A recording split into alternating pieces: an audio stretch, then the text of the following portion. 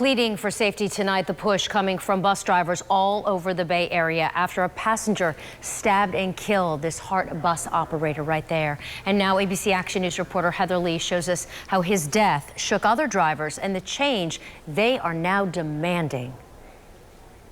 This enclosure costs about $5,000, but drivers say it just won't do the job because it's not fully enclosed. They believe it would be a huge waste of money. Accepting what happened on HART bus route 400 less than 2 weeks ago hasn't been easy for co-workers of Thomas Dunn. You know, in my mind, I still think he's out there driving.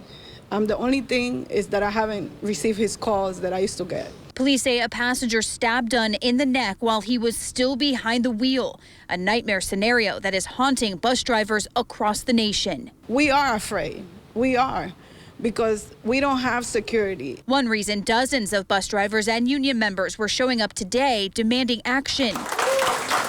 If it did happen again before we were ready, how would we look at ourselves then? They stood in solidarity, pleading for glass enclosures on every bus. If you only bus enough for 50% or even 75%, tell these drivers which ones PSTA is going to protect and which ones they're not. April Murphy, the head of the bus union in Pinellas, says 99% of drivers surveyed just last week want the glass enclosures. For the 1%, I say too bad. You can scream all you want, but at least you'll be alive to scream and we'll hear you. Transit leaders in Jacksonville told reporters they are moving ahead with glass enclosures, securing funding back in March. Murphy says they're also discussing immediate safety options too, including operators carrying a 2-ounce bottle of mace. Just like today, bus drivers and the union here in Pinellas County will be crossing the bay to go to HART's board meeting to support them June 3rd as well. Heather Lee, ABC Action News.